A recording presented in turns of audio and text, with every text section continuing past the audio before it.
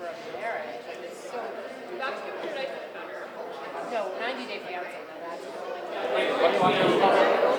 Excuse me, everybody. Hi. For those of you that I haven't had the pleasure of meeting, my name is Katjana Ballantyne. I'm the Director of Racial and Social Justice. I'm helping to provide some support this evening, so while you all are enjoying some yummy food, we are going to put on the presentation from January of this year, where the Anti-Displacement Task Force presented some of their recommendations to get you oriented before you see the short film of folks who participated in the Anti-Displacement Task Force to share their stories. So feel free to tune in, you'll be able to hear it, it'll be loud enough. I think it's about 50 minutes or so, but again, this is just to orient those who haven't already been oriented. So thanks for tuning in. Okay, so thank you everybody for coming. What you saw there was the recap of the Residential Displacements Committee's recommendations. What we're going to be going into now, fortunately we didn't have time to play the whole thing, but we have the recommendations in front of you if you guys want some more. There are some, I think they're at the back over there. But the recommendations you'll see in front of you, they go over what the Small Enterprise Displacement Committee recommended as well, and the Creative Displacement Committee recommended as well. We worked for about 1.5 years, 2 years to come up with these recommendations, and each committee was made up of people from those specific populations, working with staff who are subject matters in that particular area of displacement, and together they came up with what the priorities were for that particular population, what should be the areas that we should dive into as far as developing recommendations, and ultimately led the way as to like what our recommendations eventually turned out to be. So the residential, this small enterprise, and creative recommendations are available for you, and they're part of a larger report. But if you didn't want to read 300 pages and you want to get the gist, there's a smaller document here available that you can look into that. In case you didn't have as much time. We have our mayor here, Mayor Katjana Ballantyne. We have our Chief of Staff, Nikki Spencer, in the back. I'm seeing if we have any councilors present. We have Tom Galagani, Executive Director of Office of Strategic Planning and Community Development over there. Various representatives from the various OSPCD Office of Strategic Planning and Community Development members who some were a part of the developing of these recommendations, of doing a lot of the work of looking up for the best practices, developing these policies and programming that you'll see in these recommendations. If I could just have a quick stand, or if you can just stand up if you're part of the task force staff that were supporting this. These are the people here who wrote these recommendations. Thank you, everybody. And also the people you want to flag if you have any questions as well. So we'll be getting into that in our panel discussion as well. But next I wanted to invite Mayor Katjana Ballantyne to come up and make some remarks for us as kicking us off the night tonight. Thank you.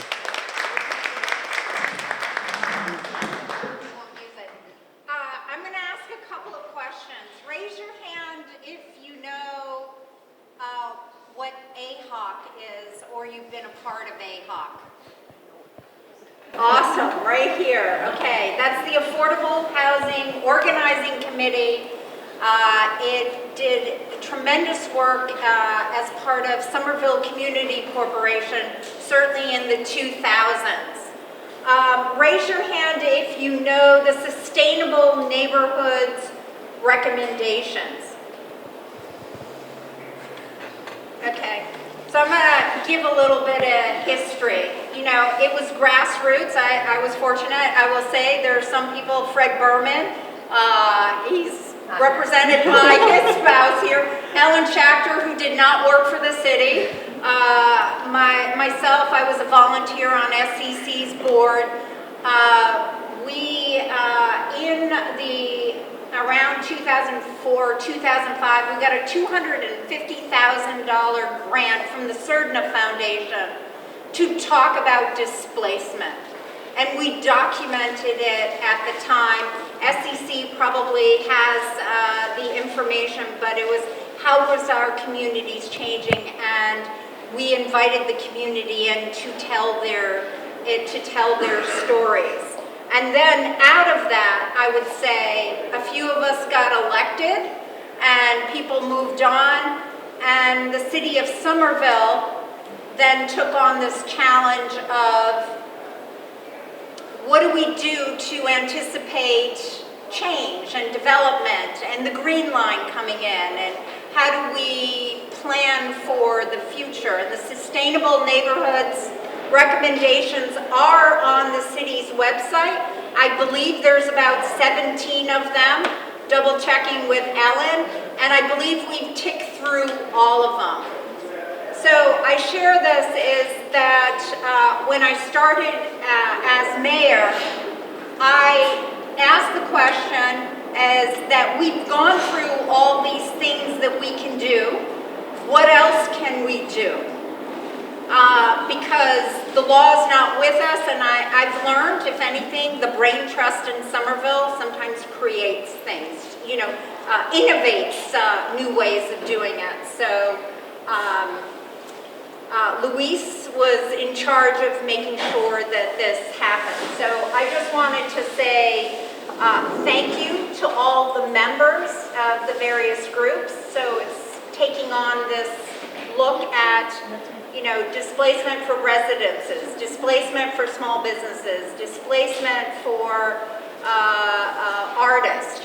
What can we do? What kind of tools can we do? What can we learn from the past to make sure that our community evolves in a way that we want it to evolve, in a way that doesn't give up on some of certainly the many things that we value. So I'm thrilled to be here. I'm thrilled to hear what everybody has to say. And I can't thank you enough for, just stepping in, being our brain trust, sharing all your thoughts and ideas, and really wanting to make our community even better. Thank you.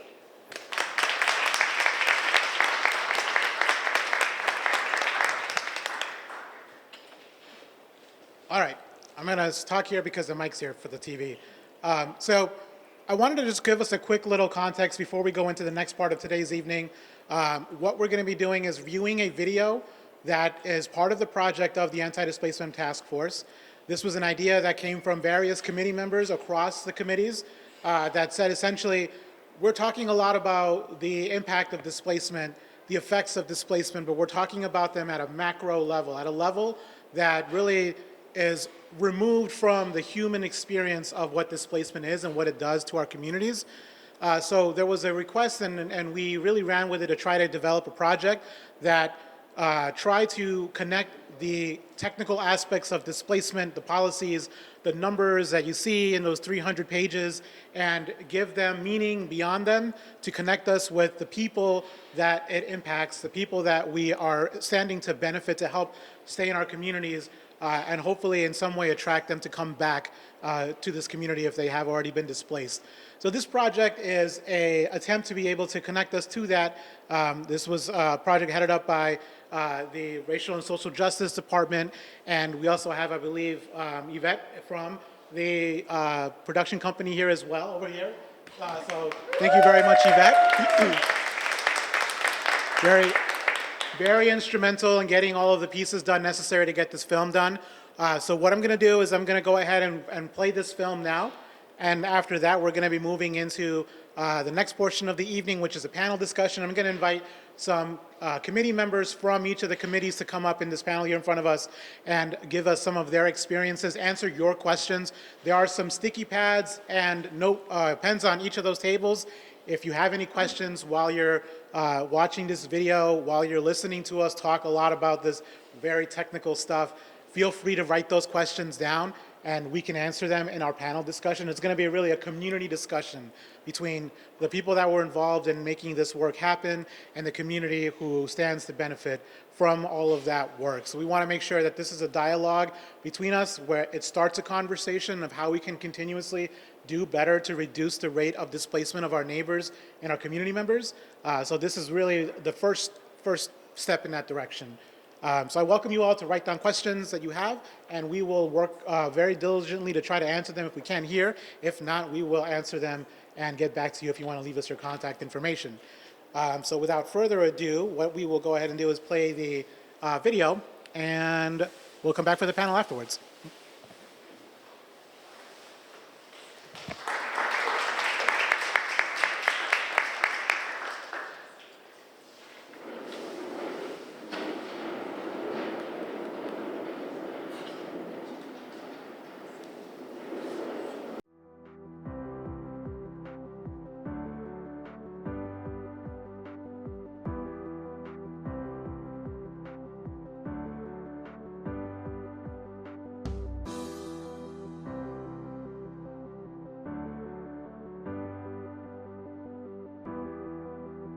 Hi, my name is Leah. I use they, them pronouns, and I've been in Somerville for 12 years, living officially, and I've been here my entire adult life. When I got the great opportunity to be able to move to the city from Boston, I was immensely happy just because I was in a great city that was walkable. Public transportation was easy to get. Could walk to the supermarket, to the gym, to local restaurants, bars, walk to Cambridge very quick, easily. And so that was a great part of it. What was especially great was I could even walk to work.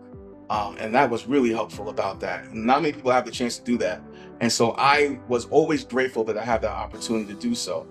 And I've also, as a musician, a recording engineer, a live sound engineer, I've worked with the creative community and dealt with a lot of struggles of the creative community in Somerville as well. Barbecue culture is very, very, very rich in my upbringing, and I did not find it anywhere south of Boston, south of Dorchester itself. So it was very important for me to establish an identity, something fresh, something that was not only the city as a whole can get behind, but the entire country, and it's something new. In my position at SCC, I do a lot of speaking with people in regards to buying homes. And I speak with a lot of people who have grown up in Somerville. That's all I've ever known. Their kids are here, they've been here, and all they want to do is stay. And the frustration at least one person has in every class is, but I want to stay in Somerville. This is my home. And there's not much we can say. So I think just right off the bat, they'll give you a sense of the density that the cost of living here creates. I mean, we've got a lot of people in a small space, and there's good parts to that and bad parts. My parents help with the kid, but it also means we can't really move. I'm employed full-time here in the city of Somerville, but I couldn't afford the cheapest apartment in the city of Somerville unless I had roommates or if it was a income restricted unit or public housing unit. I've always loved Somerville. It's a magical place. It's a huge community, and I feel like there's such a vibrancy that you don't get everywhere. And it's really like a remarkable bubble where people care about each other and care for each other. But I was one of the primary people that started and helped operate this business in Somerville until it was essentially closed. It was essentially closed by the pandemic, but had enormous struggles to survive in this community before that because of issues with just incredibly spiraling costs, complicated licensing and permitting, a landlord that charged exorbitant rent and was very, very non-responsive. When displaced, when my restaurant had to close in April, and my business mind, my focused mind of myself that is, had turned right to, all right, let's get the staff taken care of and start the process of closing the restaurant. And when that happens, you have to kind of bury a lot of those feelings down emotionally, and you just dig right into work, take care of those who have been taking care of you for so long. When I did so, personally, it was tough.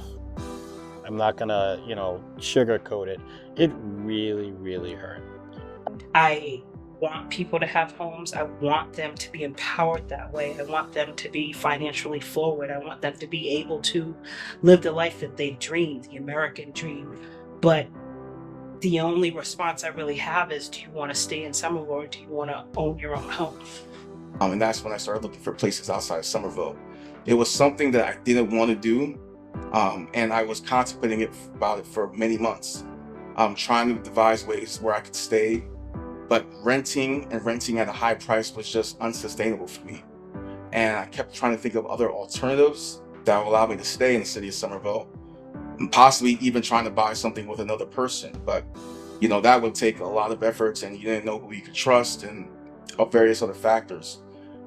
So unfortunately, in about 2022, fall 2022, I had to leave the city of Somerville because I could no longer afford to continue rent, and I couldn't afford to purchase anything here. And I feel like that happens a lot, where, especially in the arts community, and especially for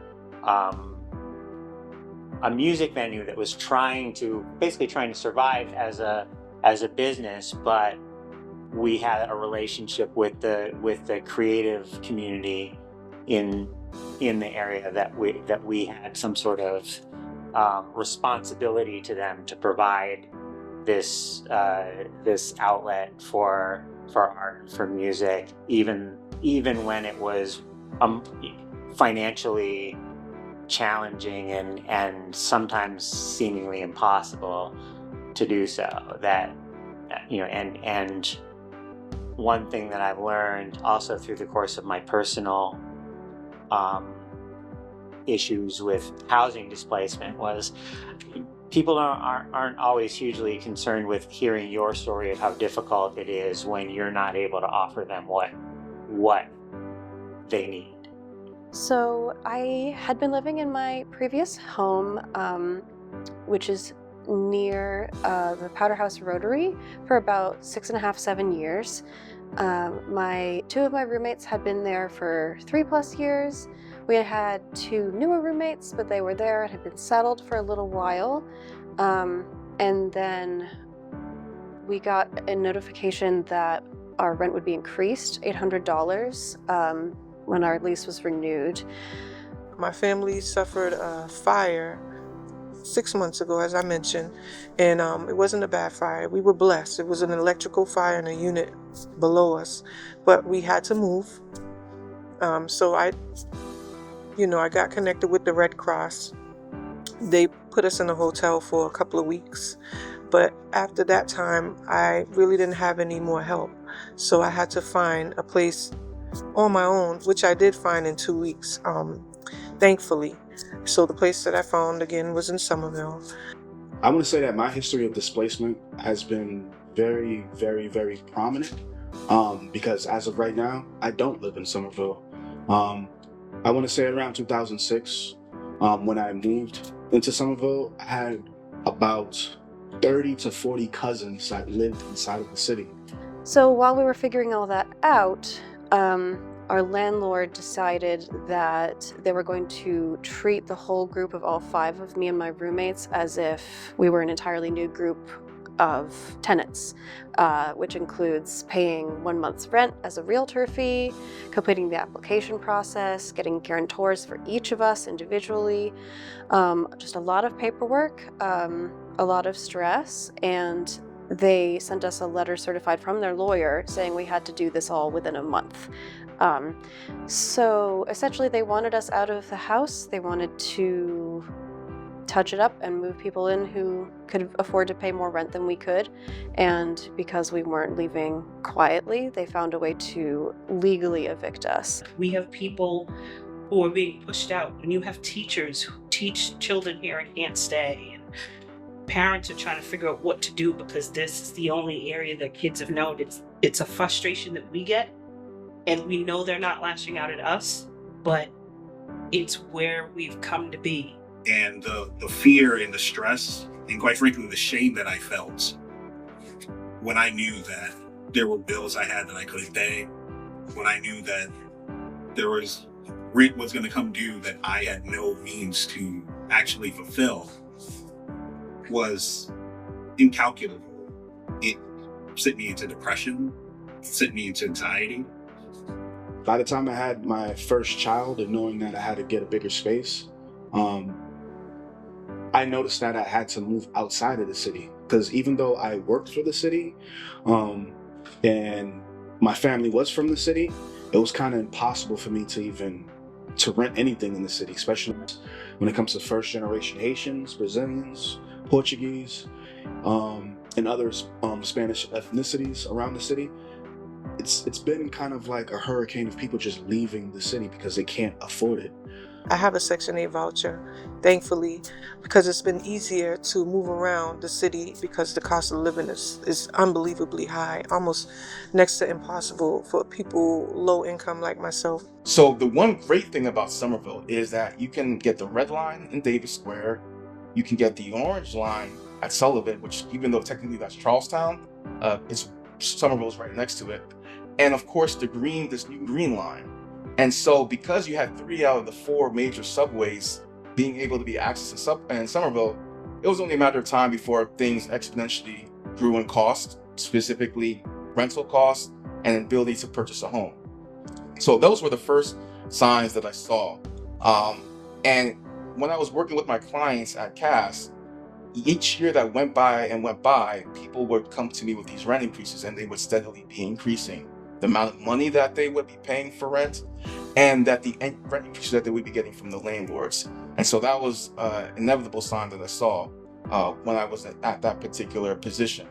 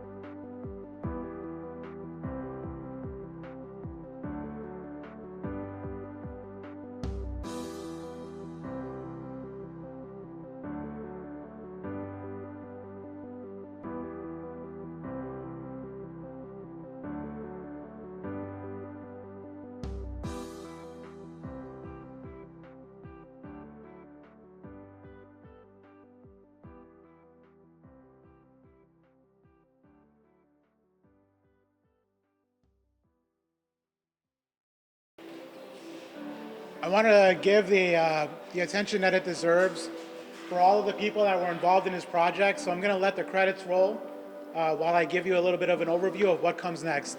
But first, I just wanted to take a second to really acknowledge how much of an issue and how much of an impact this concept of displacement has on our residents. It's really deeply touching to hear about these individual stories and what it means to each one of them, and how not just them, but their entire generation of families were affected by this issue of displacement. It really makes this all the work that we're doing that much more poignant, that much more important, and that much more meaningful that we get this right. And so I think it highlights very clearly why it was important for us to take the direction that we did, staff and community, and being able to work together to determine what it is that will affect displacement the most for those populations of people. Because we can come in with our studies and with our analysis of what the best practices may be, but if it's not informed to what people's experiences are and what is going to help them and their families be able to have an opportunity to either stay in Somerville or hopefully one day return, then it's not necessarily reaching our objective. We're only replacing the threads in our tapestry of the identity of our neighborhoods with new threads that maybe are more resilient to displacement, but are not indicative of how this community came to be the community it is, and how it developed its identity, the reason that people want to live here. It's because of the people that live here, because of the artists, the creatives, the musicians, that we proudly market to everyone who wants to be in Somerville. The residents who've lived here generations and have the ability to stay here were it not for this increasing rates of displacement.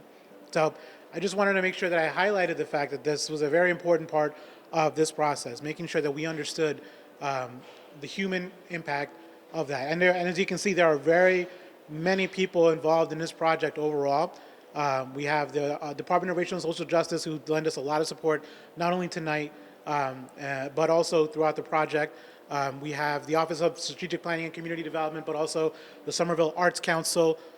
Michael Rosenberg, who's not able to be here today, was critical in being able to make connections with the community that are real, that they were able, were built on trust, and were able to get the input needed to get the report to a place where it is today.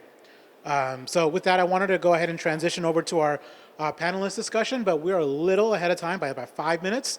So in that time, I'd like to invite you all to come up and get your desserts from Yafa, get your limonada, or get some chai to settle in for the next part of our discussion. It's going to start in 5 minutes, and I'm going to go ahead and start that when we get back at 7:30, and we'll talk a little bit about the people who you're about to meet and their role in the task force. Thank you.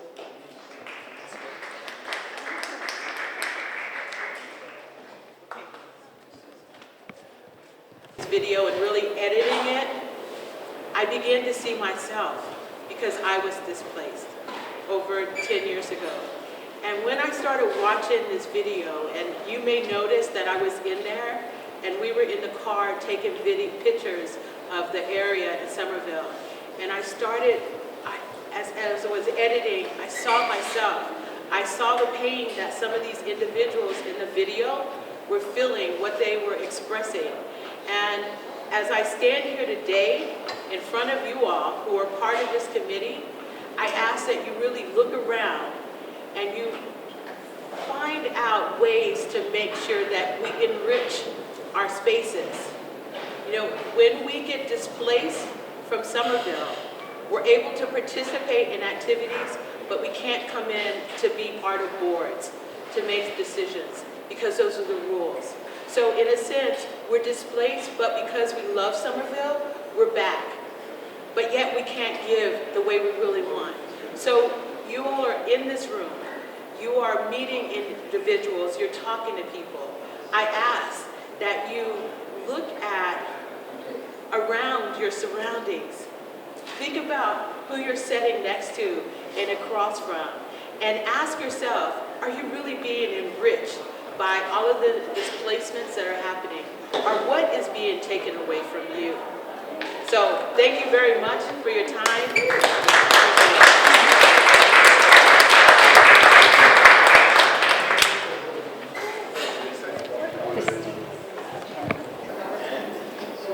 What, off the top of my head, I have to think about We're going to be moving works, into our but discussion something like portion of today's evening. I'm going to be introducing the members of the respective committees that are represented here. So from my left to my right, we have Thomas Scahill. Sorry. Well, maybe I should just have you guys introduce yourselves, actually. So I'm going to start from the left over here. We can just go down the line. You can tell us your name, what your what your position was in the task force, the committee that you were in, and maybe tell us a little bit about what interested you in becoming a part of the task force. Starting with Thomas. Okay. So I'm Tom Scaville. I was on the creative displacement task force committee, and I guess the thing that made me interested in that one specifically is I am trained as a musician, although I don't play anymore out other than for myself. But I volunteered for many years with a local new music organization. We put on concerts in and around the Boston area, including in Somerville. And I've seen a handful of the places where we used to put on concerts shutter. That was, the thing that made me want to be part of this. Hi, I'm Jen Harrington, she, her. I was community co-chair of the Creative Displacement Committee with Tom. And I worked very closely with Michael Rosenberg, who was city staff. And the reason why I wanted to be part of this project was I've been a resident of Somerville for about 23 years. And I have been heartbroken over and over again seeing creative spaces disappear. And I wanted to do something more than what I was doing. And this project allowed me to do that, as well as get a sneak peek into how the city works. Thanks. I'm Ted Fields. I work for the city in the Economic Development Division. And I've been interested since I came to the city in helping businesses stay in Somerville and become more resilient to pressures from rising rents and displacement. I'm Rona Fishman. I'm a member of the Residential Committee, and the position that brought me to the Residential Committee was I'm a Fair Housing Commissioner. And the thing that I added to the committee as well is that I spent 32 years as a licensed real estate agent, so I had access to data and information that just shows how bad this is. Hi everyone, I'm Morena Celaya. I am the co-chair of the Residential Committee, and I am also Housing Policy Coordinator within the Housing Division of the city.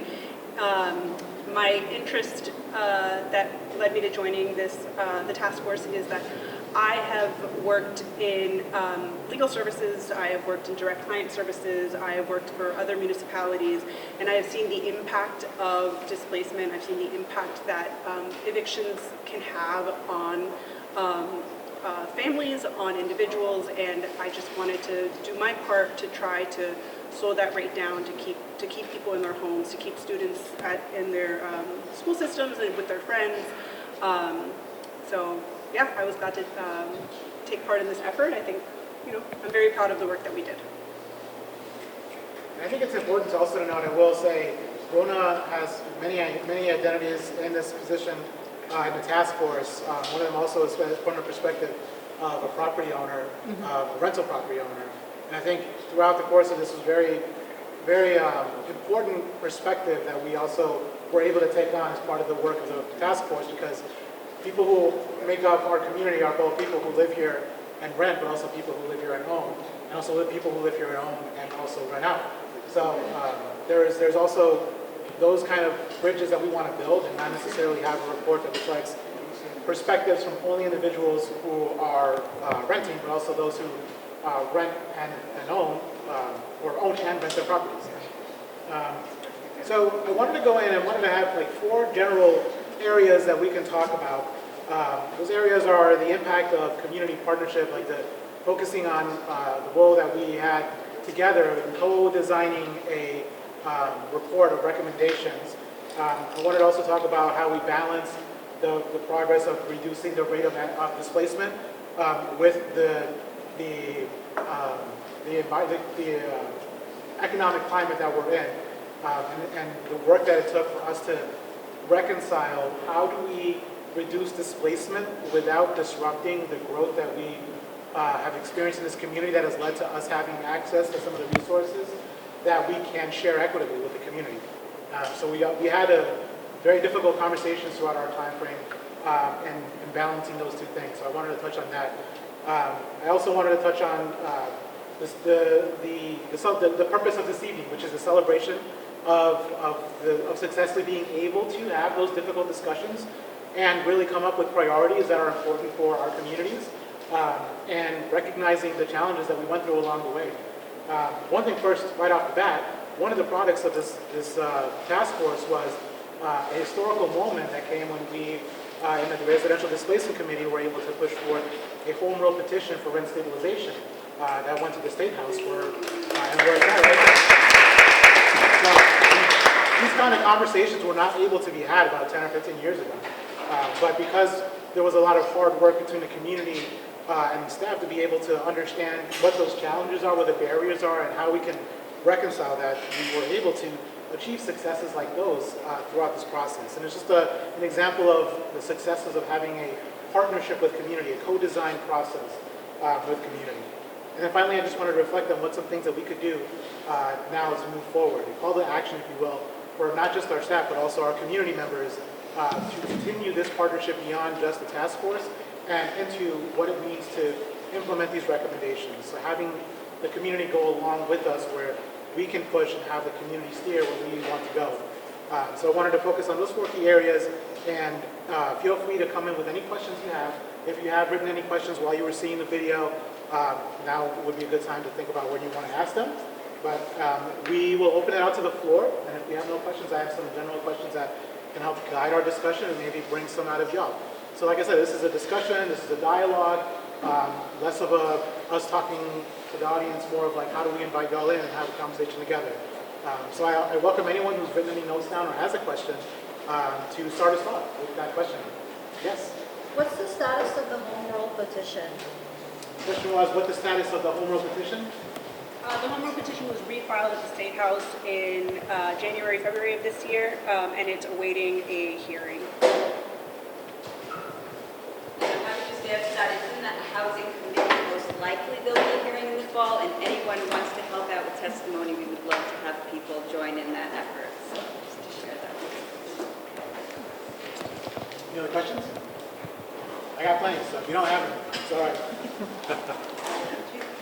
If I could just, no, but if I could just add is that if it doesn't make it through, the legislature's on a 2-year cycle, then you can refile it, and you can refile it, and you can refile it.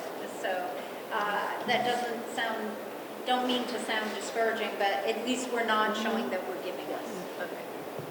And an important thing to know, Yeah, I have a question for people here, which is how many people were aware of what happened when rent control ended in 1996? Well, it ended in 1994, but it was implemented in 1996.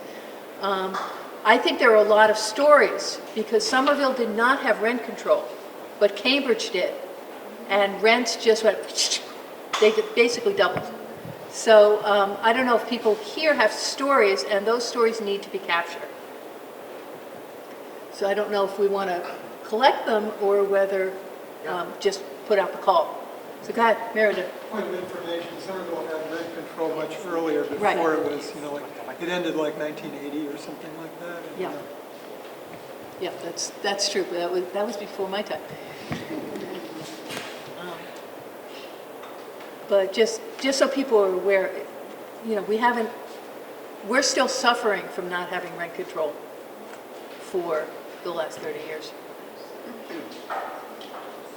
And I wanted to highlight that as an opportunity for us to think about, when we think about these kind of policies that go forward and require state approval, often we think about, well, the city has put forth this information or the request to the state, and now we're waiting on the state to act, and it puts us in a position where it's like, it's out of our hands. We're not doing anything about it at that point. And there is actually a lot of opportunity for the community and the city to work together still in advocating for those.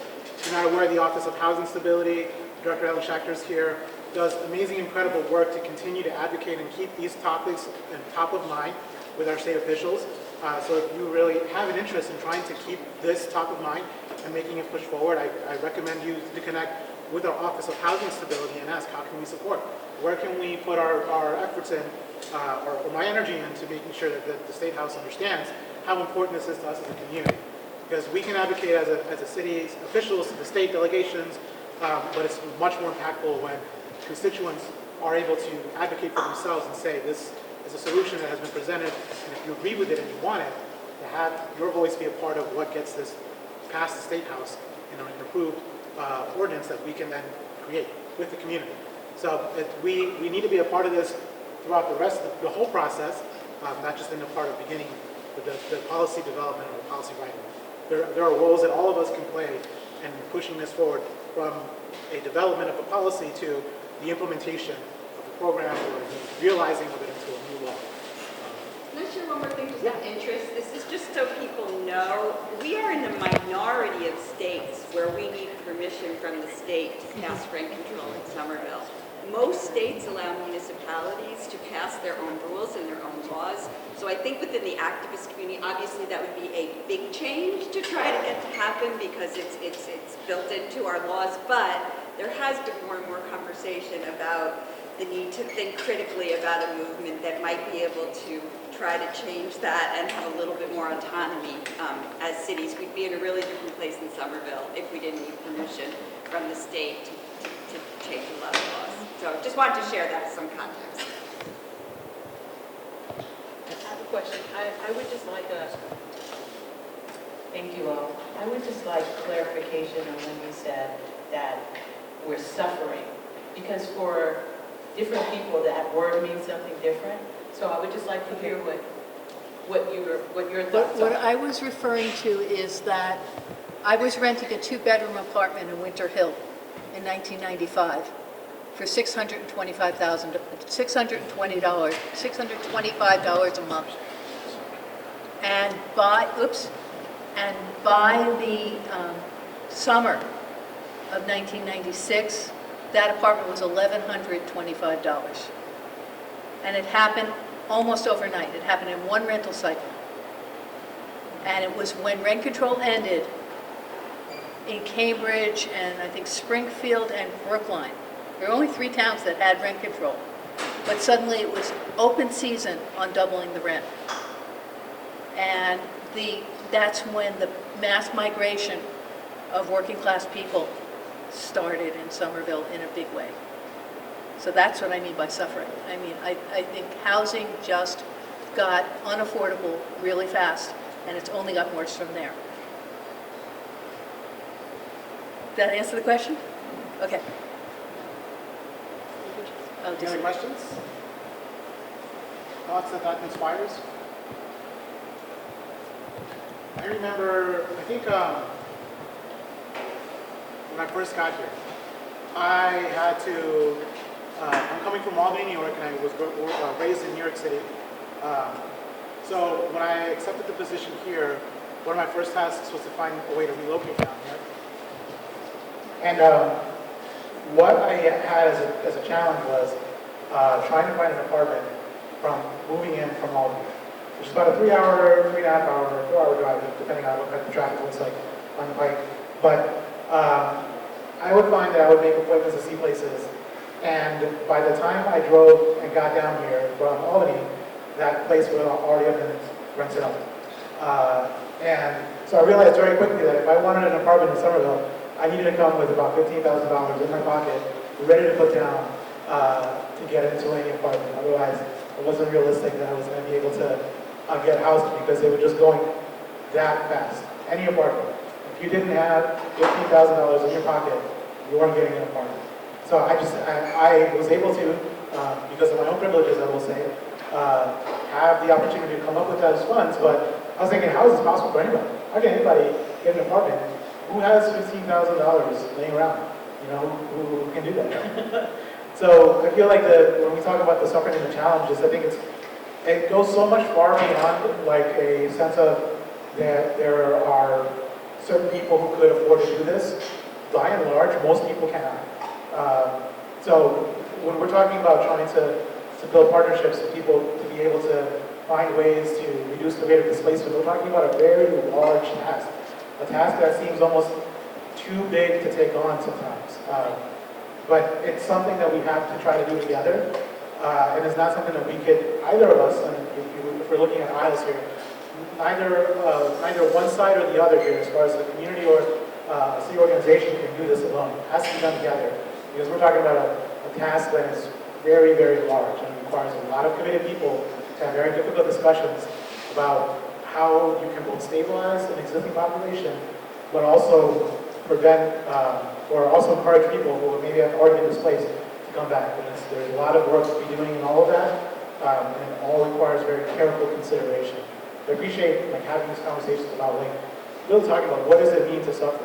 I think that it is relative, and there have been so many people who suffered, but at this point as well, it's almost everybody is in the same boat now. There's very little people who can really come and find an apartment and live somewhere here that would have, like you would have been able to in 1996. So just, that's a very, very wishful thinking at this point. I just wanted to name that. In the spirit of being able to have these conversations, I feel like we have to first be honest with ourselves. If we're not honest with ourselves and we're starting a conversation on the wrong foot, where we're not being honest to begin with, that's not going to lead to honest conversations. So I welcome and appreciate if anybody was also wanting to have this conversation in honesty and earnesty. We welcome these kinds of comments as well. If you have any stories you want to share, please feel free. And yeah, now we'll move on to some questions I have. Yeah. I have another question. Sure. So, quick question. Where are the kids, how are you receiving the input from the youth in this community that want to live here, but they're looking at adults to try to make a way for them to stay, right? Because we all know that it's a problem, but if we're trying to grow for those individuals that do have young people, is this task force addressing that stream of youth and trying to help them get prepared to where they can maybe come up with this $15,000 by having a job and the education to put them in that position to help Somerville go back or grow in a way where we are diverse and look the way we did in the past? I can take that question because there was a whole element of our project that surrounded how we involve the voice of our youth in this process. We had four milestone meetings where we invited all task force members to meet with the public to give not only a progress update on our progress towards developing the recommendations, but one of them was also used as a way to be able to highlight specifically the input that we're getting from youth. And one of them, Uplifting Our Youth, was the name of that event. The video of which is on our website, voice.somerville.ma.gov/ADTF. Also on the QR code of any of the flyers we have here. But it was very insightful because the Department of Racial and Social Justice, and I invite also the director of Amanda to come up if you'd like to talk more about that. But they were very involved in developing what's called a youth league of students from our Somerville High School. And it was actually a very similar process to what we're doing. It's called co-design process, where the students essentially tell the project staff what they want to study, what's important to them, what kind of solutions they want to see. And the Department of Racial and Social Justice facilitated conversations with the Harvard Kennedy School of Graduate Studies students, researchers. They went and researched what the youth were able to say. This is what our priorities are. We want to know about this issue. We want to know about how we can affect this. And displacement obviously was one of the top issues that students really wanted to talk about. And so the result of that was an entire report that was developed by the Youth Commission, or I believe it's Youth Equity Youth Task Force, maybe, or Commission, that was presented at our second quarterly task force meeting. I believe it was February of last year. And so we heard from the high school students what kind of qualitative experiences they gathered from their own student body. They talked about what their experiences with displacement was. I think one of the most impactful things that I heard from that night was a student who was recounting how they were doing surveys and interviews, and what the result of one of those surveys and interviews was that they really liked the high school. They thought it was really great, they thought it was amazing, but they also knew that their kids would never go there, and that they would be the last in their family lineage to be able to enjoy this resource, and that by the time they had kids, that they would no longer they would surely be displaced by then and not have the ability to have their kids enjoying that resource. So those are the kind of perspectives that we collected from that process, and it was important to have that shared during our task force-wide meetings because it allowed all of our committee members to understand the perspective of our youth, especially our youth who are ready to go out into the world and make their own changes. I think I saw it, that we understood what was important to them, what they have studied themselves, and what they have to say about what the work that we're doing is. So we heard directly from them. We heard directly about their work, and I think we did a good job of trying to be able to incorporate a lot of those feedbacks into our recommendations. I can't say specifics here, but again, the 300-page report, so it's in there, but hopefully the summary report also that's coming out should be up tomorrow. We'll also talk about the process individually in a way that's a little more succinct, that you can kind of like understand the biggest key points in your report. But yeah, those are questions that definitely are very welcome. There's always a sense of like, if you're coming into a community with a plan or report or policy recommendations, what makes it different from any other report that's happened and where results haven't changed. I'm not saying that what we have is a silver bullet or the solution. What it is an attempt to not recreate conversations that have not been fruitful before, but rather try to take an approach where we can be pragmatic about what we can do today, here and now, to try to reduce the rate of displacement for our key populations that we are like are important facets of our community.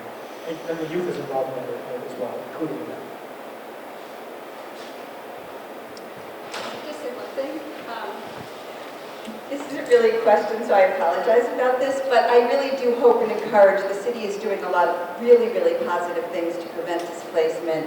And I just want to make sure that I know right now that's not the focus. This is really on sort of committee and process. But I really, really hope people will look at these recommendations, call us, because we have really, really strong rental assistance programs, special vouchers for kids and families in the public schools.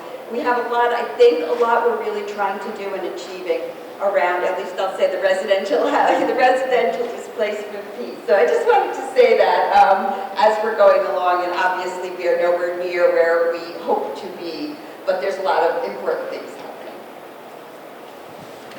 Yeah. I want to add a little bit of detail, which is that there was a lot of focus on, we have 20% inclusionary housing on the big projects that are being built.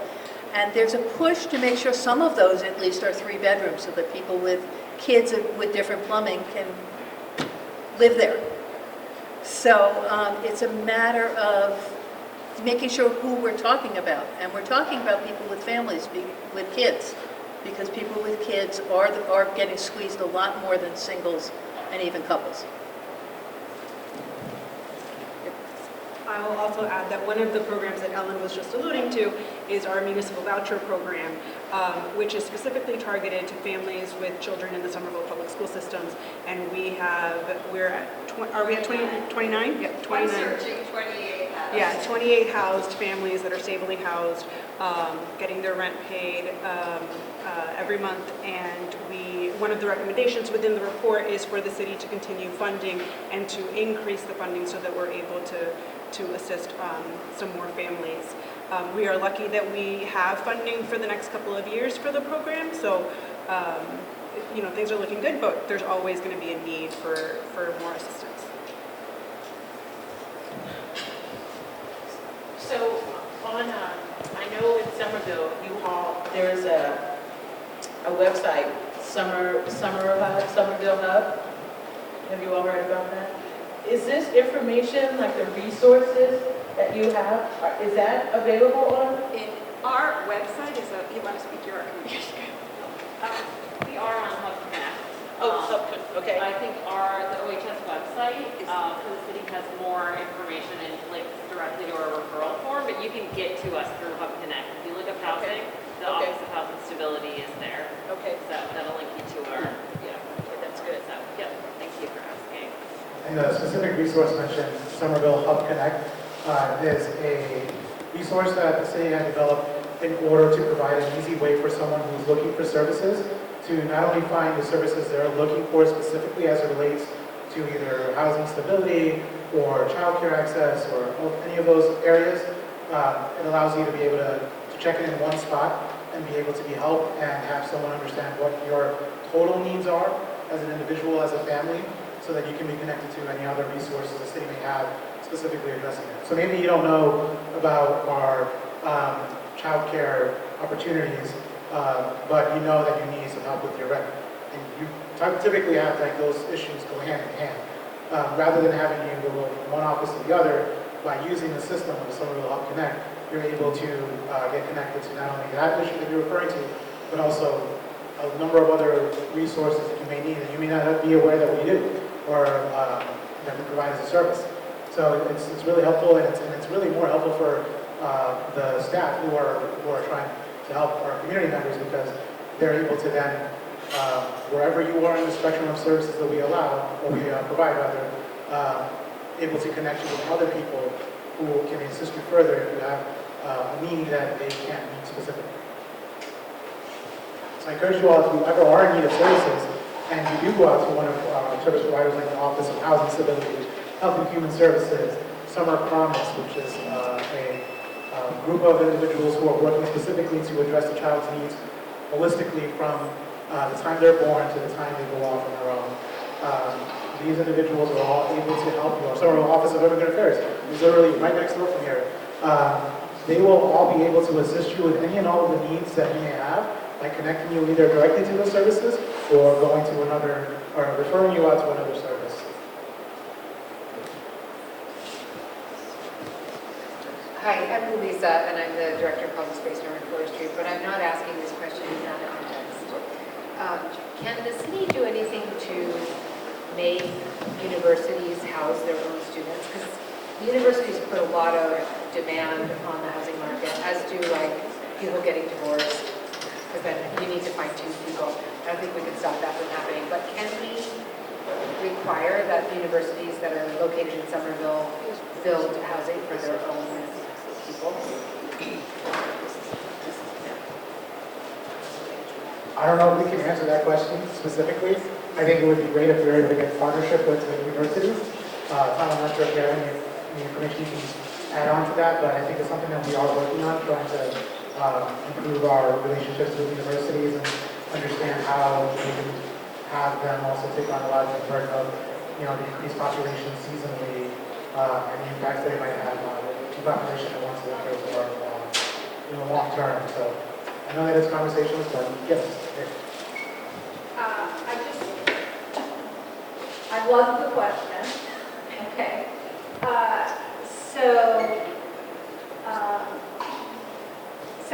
If I understood the question as, can we tell or encourage universities, I'm going to use the verb encourage, universities to house their students on campus? We can talk to them, but we can't. I will say is, I can go into a deep policy on the laws that allow us. No, we can't. But that's one of the first op-eds I wrote back in 2014 was, how can we encourage the universities to build more housing on campus to house their students so they're not competing with everyone else. And if you look around Tufts University, for example, they've displaced so many families. Certainly going back a long time ago, is that renting to 3 or 4 students who could pay more than a family could. So that's what happened, and the whole area has been displaced. So one of the tools that is available is try to legislate a conversation, is to anticipate what is their long-term planning. How are their plans? Because the plans, and some of them that I've seen, was to come down more into the neighborhoods. I will say is, I've been very vocal about this for the last decade or so, but I would say the previous president had a different goal. This particular president, when he first came in a couple of years ago, said, okay, Mayor, I'm going to build housing on campus. And I said, well, your staff have coached you well, because that is the number one thing that they could do. Unfortunately, they have a balance sheet that they need to fund to keep their operations going, and they have increased undergraduate enrollment more than in the last decade, probably over 1,200, than, for example, the dormitory that they are planning on starting to build next year or break ground on. How big is that? Do you know how many? So that was supposed to have a little over 700, and the last dormitory that they built was in 1998 for 180 beds, but they might even be more at 15 or 1,800. You know, how do we know what the numbers are? So when I was a city councilor, we put in a university accountability ordinance, which allows us to collect data. Any university that owns land in the city of Somerville has to share the addresses of where students live off campus. So that way we can tell what the numbers are. What I learned is Harvard owns land here. I didn't know that. But if I do a back of the envelope number, just undergraduates, we're probably at about 2,400. If you divide that by 3, that's like 700 plus, you know, 3 people living in there. That's, you know, over 700 housing units, which could have a huge impact on them. And the other last point, and then I'll stop, is back in 2015, I had undergraduate students from Tufts coming to me and saying, will you help us find housing, because second semester sophomore year, I have to figure out what my housing is for senior year, because they didn't have enough housing. So, you know, they're struggling too. So I think right now they're listening to their students, their customers, the university, to try to build that. But that would be a huge change in terms of the number of housing units that would be available to, you know, other people. Thank you. So I don't want to say it's like, it's not students against other residents here. The students bring a whole lot of greatness to our city. It is a organization that happens to be called, or a company that happens to be called a university, that is using more than its share of city resources without thinking and planning on how they could help us. But I am encouraged that's going to change. I have a home rule petition, as I was saying, that I put in 2014, had to re-put it in every 2 years. It's coming up again, to require large nonprofit property owners to share their long-term planning with us, so we can anticipate if they're going to expand or grow, and what it means to, you know, we can understand what it means to us. Thank you. Thank you, Mayor. I want to give us a little bit of a pivot here so we can talk about the other committees as well. Residential displacement obviously is a very big issue, and we are all in some way residents in the city, but we also have populations that we're working with, including small businesses and the creative community. So I wanted to give a second to be able to highlight some of those experiences as well. And I wanted to talk about, specifically, highlight some of the interesting conversations that came up in our creative displacement committee work. By asking a question maybe to Jen and Thomas here, we can answer here. So what barriers still exist now, and how can the community help to address them? I know that during the work of our committees, we discovered that the resources for our populations are not necessarily unilaterally available. So the resources that are available to residents may not be available to small businesses, and resources that are available to small businesses may not be available to our creative community. So those were some of the challenging conversations that we had throughout the work of this task force. And I'd like to give you all a moment to kind of tell us about what it was that you found as far as the resources that the creative community specifically right now has available to them, but maybe doesn't have available to them that other communities may have. Sure. And please let me know if I don't answer this question right. I would say the creative community has gone through an immense, over a decade, maybe 2 decades of displacement at this point. We've lost a lot, which means we're down to the bare bones. What we have left needs to be preserved, and we need to get to a place where we start to grow. We're not at growth yet, we're at preservation. A lot of great things have happened in the past year. We have preserved the Armory in the past, what was that, 2.5 years?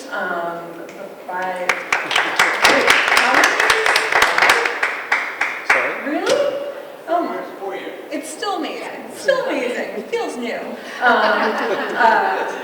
I think that was one of the best things that the city has done for the arts in a really long time.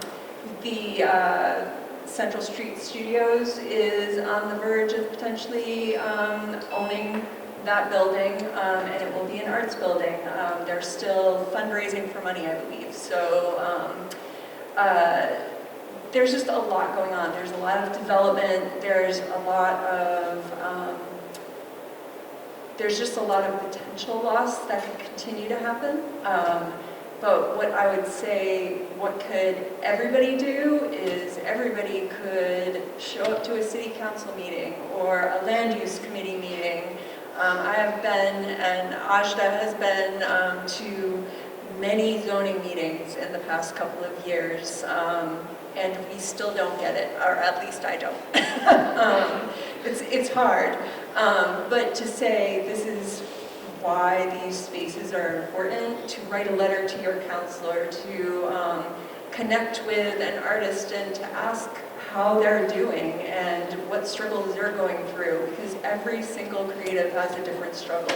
I think those are things that people can do to help, but I would definitely say I think we as a community need to not be afraid of government and start to become invested in it by giving more time. And again, like listening and making sure that during public hearings that we get heard and we are able to tell electeds what's important to us.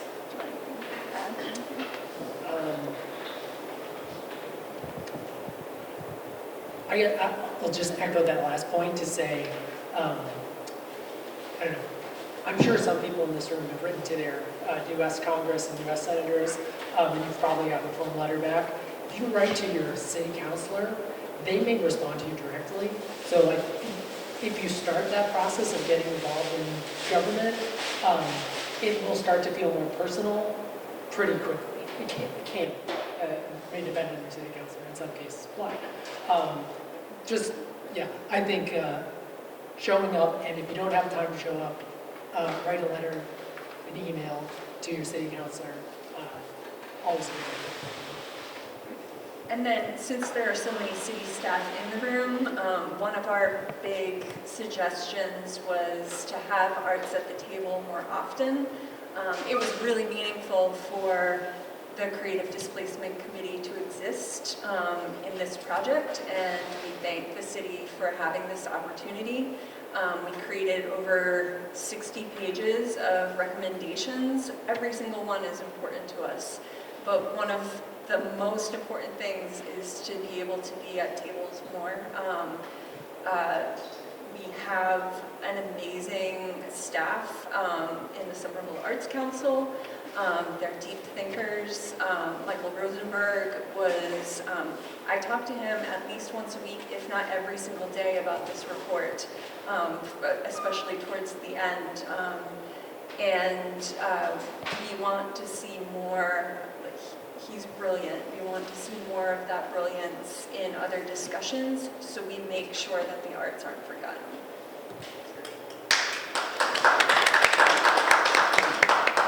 Ted, I'm going to throw it back to you as well. I think Tom You has got a question?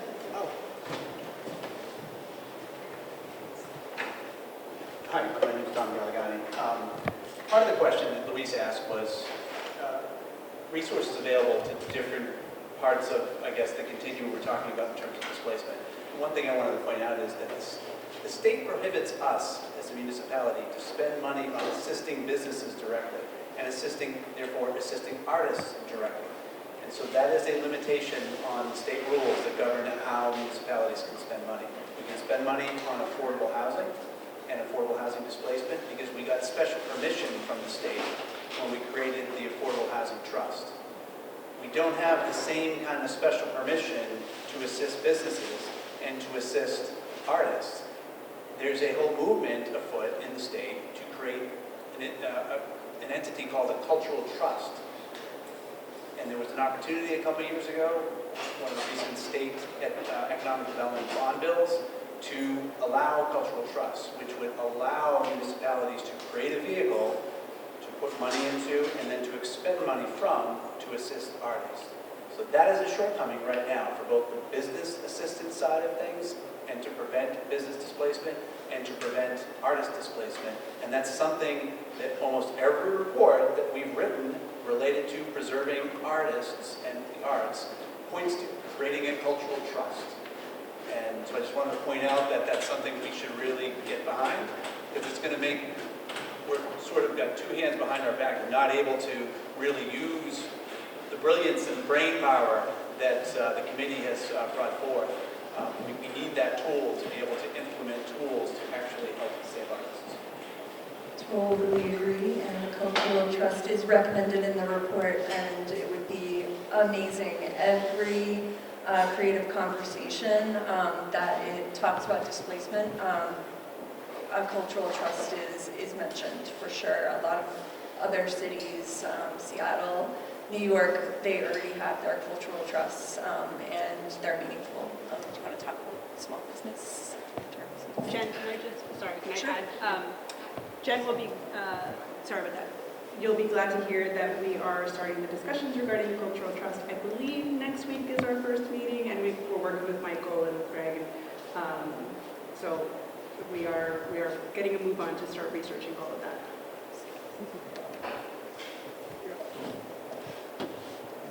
Yeah, I was going to say, Ted, if you want to share with us some of the barriers that you've noticed businesses vocalized during the task force, and also maybe something that you personally might be proud of as an output from the committee's work as part of the task force. Certainly. When we convened the committee, we really based our recommendations on the experiences of the businesses on the committee, many of whom were threatened with displacement or were imminently faced with displacement. So we really made it a vision to develop quick, efficient, and effective remedies that weren't just short-term, but also could be enacted in the middle and long term to get to some of the structural issues that are causing displacement. So not just Band-Aids, but real healing remedies for displacement. And we think we definitely did very good work. We were quick off the bat. We were fortunate enough to get money from the Metropolitan Area Planning Council, one of our regional planning councils, and we put together a commercial leasing handbook. And that was really targeted towards the most vulnerable commercial tenants who occupy their spaces without leases. And those are the people who really have the fewest, options and the most limited amounts of recourse when a property owner wants to evict them. They are the most susceptible to rapid, sudden, catastrophic displacement. So we've launched our commercial leasing handbook. We've publicized it. It's out in the public domain. It's helping people right now to realize that they should only occupy a commercial space with a strong lease, with a durable lease. And it teaches them how to negotiate a good lease that protects them and their patrons. So I think personally that is a wonderful short-term output from the committee. Thank you. And thank you to the Baltimore Area Planning Council who did really good work in putting that together for us. And right now we're actually making further use of MAPC staff to start researching a similar type of instrument that Tom was talking about, which is the potential for creating a nonprofit organization that could possibly acquire commercial property for affordable rentals or for accessible space for community businesses or nonprofit businesses or creative businesses. We are not sure if it's practical under state law. This is something that has been done in Boston. This is something that has been done more extensively on the West Coast. We want to look at it and see, is this something we can take advantage of quickly, efficiently, and effectively in Somerville? We're just starting with that. It's going to be a long-term research project, but we've started, and I think the initial results are promising. So I'm very proud of that. Also, we had great success piloting business assistance and technical assistance, especially for Somerville businesses, including those that were threatened with displacement using our ARPA funds. And we helped over 30 businesses. We used the great bulk of the money that we were allocated in a fairly short amount of time. And we learned a lot of lessons for creating a similar type of program, if it's possible in the future, with changes in state law or state policy, if we were able to use city funds to do something similar. So those are the three biggest lessons and successes I think we've developed so far, and really based on the experiences that our member businesses shared with us in really constructive ways. So.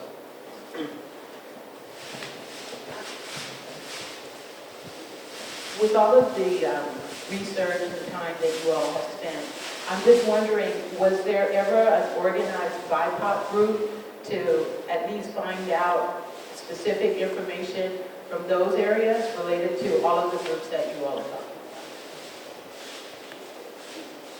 So I can answer this to the best of my abilities here. When we were originally forming the task force, there was a process for recruiting who was going to be on the task force. And we had very extensive outreach efforts for individuals who are part of the structure of oppression, people who are not various identities under that structure. It's always a challenge trying to find ways to not only recruit people to this task, because it is a volunteer position, and people who are closest to structures of oppression have typically the highest barriers to participating in this kind of process. So there's an inherent privilege that you have to have in order to be able to be a part of this, and that's recognized.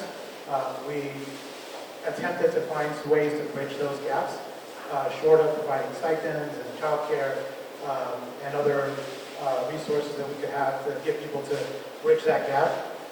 As Tom mentioned before about specific laws that prevent us from being able to specifically pay people for a service in that nature, it's the Anti-Displacement Act. It's in Massachusetts. It does put a lot of handcuffs, if you will, on what we can do, what we can pay someone for, without it basically seeming like you're providing someone a payment for something that is not necessary, for a service that otherwise is available to everyone, right? So it's like, it's getting around, not really even getting around, but finding a way to be able to bridge those gaps in light of those challenges. In the end, there are many barriers that we had for individuals who are closest to destruction, oppression, and participating here. We acknowledge them. We tried our best to be able to bridge that with resources, but unfortunately the structure of our current government, not even at the state level, but rather the state, and sometimes even the federal level, prohibit us from being able to do what's right, I would say. Because that's the only way you really can say it, because the law gets in the way of doing that. So the best that we can do within the scope of this project, beyond trying to change the entire legal framework of our state and national laws to help this project, is to how we can best be able to bridge the gaps on those who are part of those populations and their proximity to oppression and other obstacles that prevent them from participating. And we do that on an individual basis as we're able to get people to find interest in participating. So wherever we could, we found and identified the barriers that people were facing and where we could meet those needs and where we could make adjustments and accommodations for them to participate, we did. So for that, we have several members of our community who are residents of stabilized and affordable housing, be a part of the Residential Displacement Committee. We have the Small Enterprise Displacement Committee is primarily made up of businesses in East Somerville and other areas where you have populations who are overtly more prone to barriers because of identities that are beyond your control. So these are individuals who face structural barriers to participating and engaging in the same way that others maybe are able to. So we were able to meet people individually when we were able to express interest to the extent that we could. And for those where we could bridge those gaps, we did. And for those where we couldn't, unfortunately, we wouldn't be able to. We weren't able to get them to be a part of this committee specifically, but it is part of the ongoing work of how we continue to do things to be able to bridge those gaps. Yeah. So for clarification, that it was hard to find a BIPOC group to at least sit and have this conversation because the thought was that you had to pay them because they weren't able to come and participate like other people? Yeah, is that kind of it? Right, because the labor, if you're putting in the labor to liberate yourself, it shouldn't be free, right? Like, you have to. Well, I mean, is everybody else here getting paid? I feel like there's different levels of structure or proximity to structured oppression that people have here. Their privileges are more able to allow them to do this without that. Like, if you have children and you need to have daycare for them, and you want to participate on a regular basis, like every month, an hour, and plus also maybe 10 hours a week on researching and all of that, you need a way to be able to dedicate your time to that without all of the things that, to get across this barrier. Okay? So some people are able to more readily able to bridge their own gaps than others, and that's what I'm trying to. So are we saying that, and I'll leave this alone, the information could be skewed some because the input is not equal? I actually want to add something, which is that it's really clear that if somebody has 3 to 10 hours to volunteer, that's a level of privilege. I'm going to give you that. But one of the things that we did on the residential task force is we talked to the people who were working with the people who were marginalized to find out what their needs are. So it wasn't just in a little ivory tower bubble. We did the best we could. So just real quick, we want to move this conversation on. We're getting at time. I don't want to necessarily stifle that thought. I think it's important for us to have these frank and honest conversations. It is possible that if we had a population of people that we could have that wholly represented people who are closer to those structures of oppression, that we would have a very much different product than we do have now. However, I think we have to acknowledge that it is not possible for us to bridge the gaps needed for that to happen. There are people who are able to volunteer, but not everyone has the ability to volunteer. And for those who can't volunteer, if we can't provide them the resources they need to be able to do that, we have to acknowledge that we do the best that we can to still contribute to this report in a meaningful way, even if they can't necessarily actively participate to the extent that other people with privilege can. Right? So I think it's important to acknowledge that, yes, and continue to strive to do better. So yeah, if you're, and this is another point where we actually can work together as a community, because we don't have what you're referring to as like a group of people, specifically people of color, who can participate in not only this project, but other projects across the city to provide the level of input necessary to be, what you can say, truly representative of their perspective on and what their priorities and their specific barriers are, right? We're not there yet. We want to be there, and I think the Department of Racial and Social Justice is doing a lot of work to be able to find ways to empower people to have that voice. But it's a recognition that this level of work requires you to have a level of a self-determination already in place. And for a lot of our folks who are people of color, there's no denying that they're facing structures of oppression that are limiting their ability to be able to have a sense of self-determination to the same extent that someone who's making like six figures, and you know, is very much stable in every other aspect of their life, able to participate. But there's gaps, you know what I mean? Let me just say this though, but this conversation hurts for people like me. I mean, I'm here, I'm around. There's a many of us around, and so when there's a group of people that feel that we're oppressed and we don't have this, then there should be something here that says, how do we do a Zoom call? How do we organize Zoom meetings? How do we make sure that we're inclusive of that, because we want the full story? So when I have to sit here, and not just here, but at many meetings, and hear that, oh, we can't find this group, it's hurtful, because they're all out there, and this is the feeling. So how would you expect someone to feel about being involved with a group that thinks we're oppressed, we don't have the time, we don't want to be involved? We want a difference. We want our kids to grow up here too. But you have to look at this level. If you can't find the time to find a way to talk to me, then you won't find us. Yeah, I don't think we have an issue with connecting with people. That's not necessarily, it's connecting the people with resources they need in order to do the work that we're asking. Right, but if they're not involved in these conversations, that's all I'm talking about. You know, there's the resources, but in order for us to provide this full report to the, oh, she's gone, to the mayor and to the different individuals, then it feels like you would want to make sure that you get that information, especially being from the RSJ office, right? You want a full picture. Yeah. So I would hope that going forward that we find a way to bridge this gap.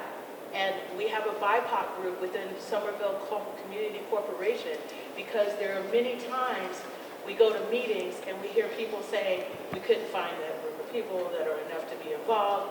And we're all sitting there saying, do you really want to find us? So yeah. I put that here, and I appreciate everything. And thank you for allowing me to do that.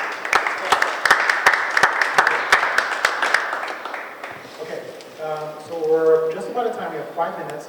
I was hoping maybe we can go down the aisle and maybe we can just have a quick statement from y'all to tell us what was one of the more impactful lessons that you learned from this whole process, coming out now into about 2 years into this process. So I'll start you down here, Tom, if you don't mind. I'll say 2 quick things. One is that the city staff that I work with on this committee, I thought were great. It was absolutely part of that. Stephen Flight in RSJ, Michael, as Janice mentioned, Victor Meschamento. I was just very impressed with the care that the city staff brought to this. Another thing that came up that Yvette, what you were just saying made me think of this is for the creative committee in particular, we were the notion that the creative community in Somerville is not always composed of Somerville residents. There are people all around the greater Boston area who contribute value to the city of Somerville by being participants in the creative community. Yeah, it's very, just thinking about how do we, yeah, it's a hard question to think about the people who provide value to our community, who don't have a vote, can't vote for a city council because they don't live in Somerville. And I don't know, that's, I don't know, we didn't come to an answer about it, but it's something we want.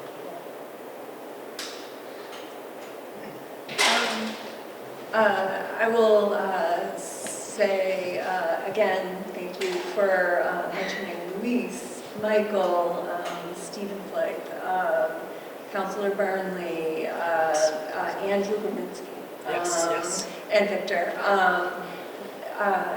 What I learned as a community member was seeing how much city staff cared. Sometimes it's just really easy to be angry at the city because we see bad changes happening and we don't see a lot happening because we're not in the buildings. So this project gave us an opportunity to work side by side, and I really appreciated the trust that they were able to establish almost immediately. We talked about a lot of hard things, and I will never forget one of our last sessions where one of our community members talked about fear. And we all kind of sat with that word for a really long time, and that ended up appearing in the report, that we're just afraid of losing our place here, our neighbor's place here, and we're afraid that we're never going to get things back. I really appreciated the sensitivity that city staff had in dealing with that, these heavy topics, and with that understanding, we were able to come to some actionable solutions that I hope to see in the next year, at least some of them. Anything else? No. Thanks. As a city staffer, I was really impressed by how the members of the Small Enterprise Committee, being largely business owners or business operators, kind of embodied the vision that they wanted for the committee. They quickly, effectively, and efficiently figured out what they wanted to do in a unified way, in a coordinated way, without a lot of rancor, without a lot of division, and they were extremely effective in guiding the work of the committee to really get effective policies and work product out the door quickly. And that was really eye-opening and educational for me. Yeah, I came in as Fair Housing Commissioner, and Fair Housing Commission, again, is this big. We're 5 people, we're non-funded, and we can't get a lot done. And what's happened in the last 2 or 3 years in the city of Somerville is we're stopped being so siloed. So at Fair Housing Commission, there's only one position that is designated that can't be changed, and that's the low-income tenant. So there has to be a low-income tenant on the Fair Housing Commission. So some of the stuff that you're asking for, we've been fighting for, and we've been fighting to keep. And we're doing, the Fair Housing Commission is doing the best we can, so I'm sorry it's causing you pain. Yeah, because you were saying that you felt pain, that you were that we're not looking for you. And the Fair Housing Commission is looking for you. I'm saying it's painful when I hear people say we can't find. Okay. Because that tells me you're not really looking at. Well, the Fair Housing Commission is looking. So and where we do you, need to. is this, so we can talk later. Yeah, we can talk about that later. Yes. But what has happened in the last couple of years in the city of Somerville is suddenly the Fair Housing Commission is talking to the Commission on People with Disabilities, it's talking to Office of Racial and Social Justice, talking to the Human Rights Commission. So suddenly the silos are breaking down. And I feel like we're going to get a lot more done, and that's the biggest takeaway of being on this task force, is that I'm seeing the siloing breaking down, and I think it's a great thing. For me as a city staffer, I think I had 2 big takeaways. Even though I work within the housing division, this task force allowed me to see sort of the universe of everything that the city does to try to prevent displacement already. The city is, it never feels like enough, but the city is really active and innovative in the programs that it puts in place, in the communities that it targets, in the ways that it tries to prevent this displacement. And I think that being on this task force showed me that not just in city government, but the city itself, the residents of Somerville are so willing to take innovative actions, and they're so willing to sort of put their money where their mouth is, where their ideas are, where their values are, to try to keep our neighbors. And so it really, you know, the enthusiasm that we had with committee members looking for solutions that maybe somebody hadn't thought of, just even with everything, it sort of makes you feel good about the future because you know that your neighbors care about you. So you can see it both on the city side and in the resident side, and that, I think, was my biggest takeaway from working on the task force. Thank you all for coming. That concludes our evening. If there are any leftover desserts over there, you want to take some last minute chai home, keep you up for the drive home, feel free to take some. Otherwise, I really thank you all for coming. I really thank you all for staying until the end, and I hope you all get home safe. Have a good evening. One last word here from Tom. We worry about displacement because displacement tears apart the soul of our community. The person who's put their heart and soul into this project is Louise Quiche. Yeah.